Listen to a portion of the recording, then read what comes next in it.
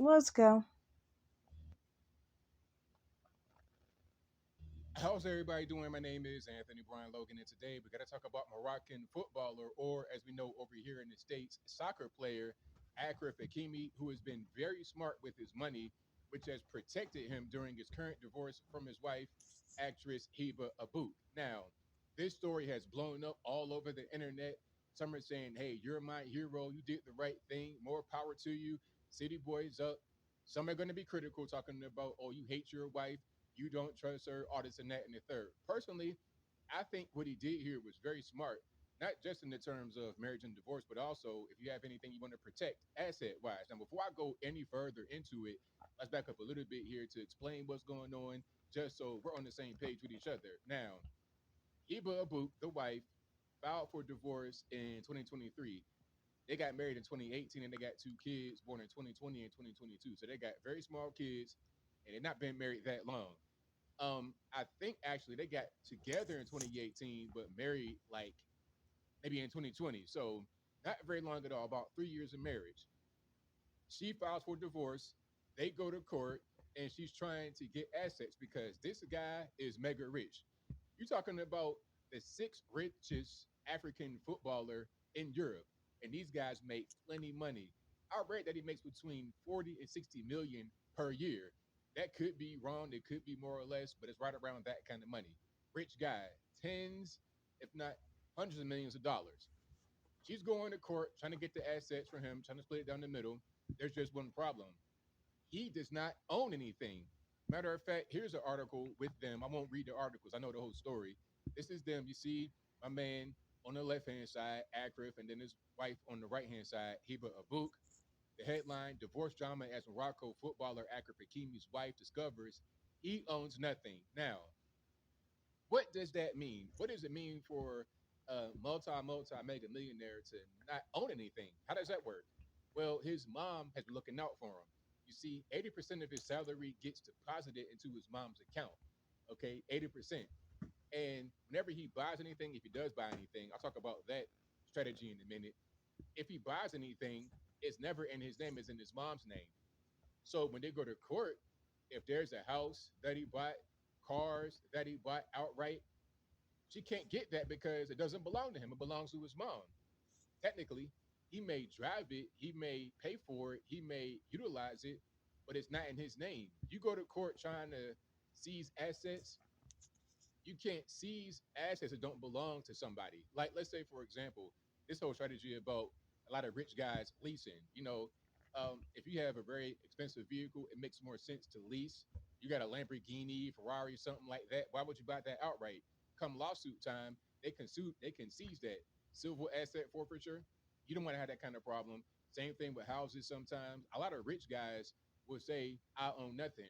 I think Matthew knows, Beyonce's father says that I own nothing because he understands the way that this country is and parts of the world are where people might want to take things from you.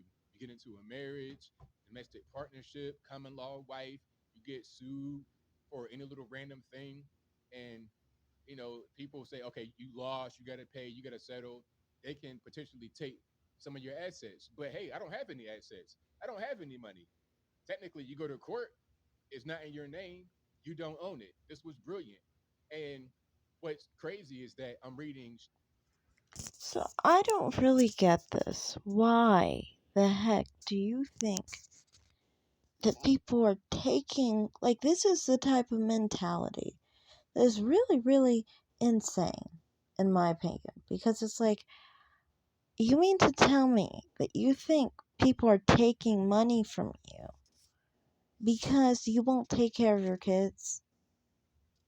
Because, I mean, like, he literally verbalized that this man has children that he refuses to take care of, refuses to financially support, despite the fact that he is loaded, makes 40 to 60 million a year.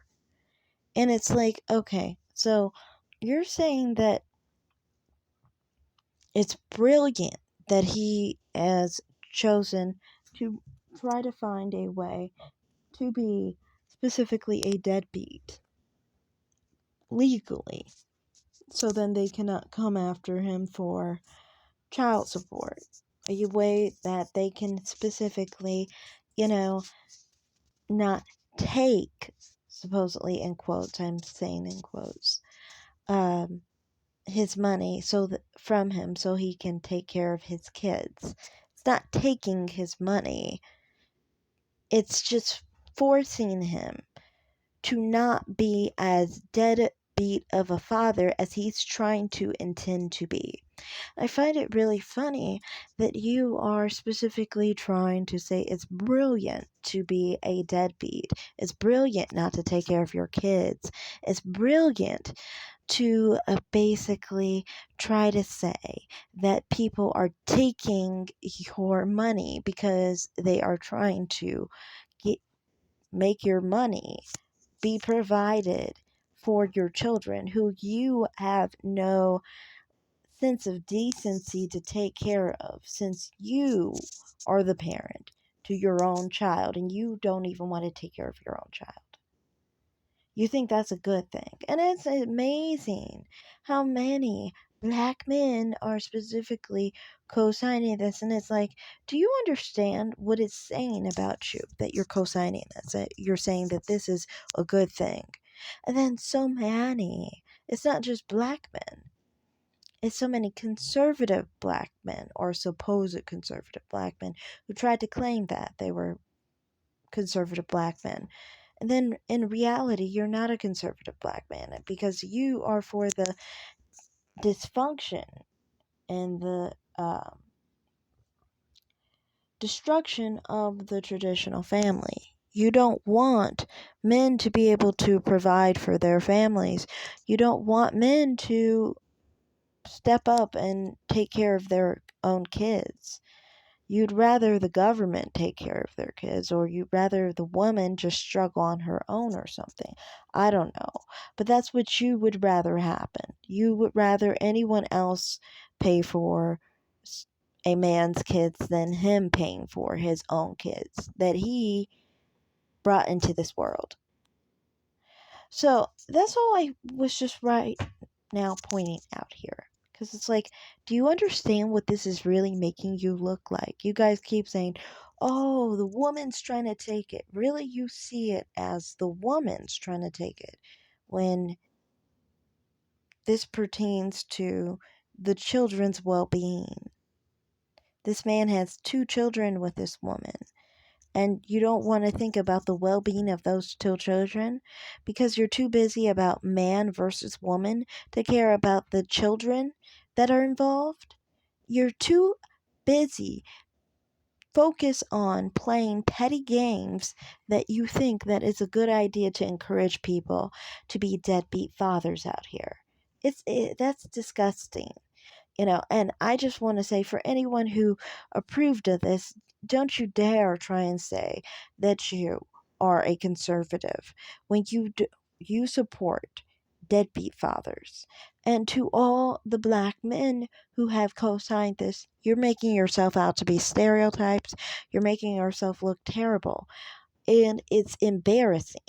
As a black person, it's embarrassing to have black people co-sign and be all positive and basically support a man not taking care of his own kids. It makes you look like the stereotype that everybody tries to make you look like in the first place.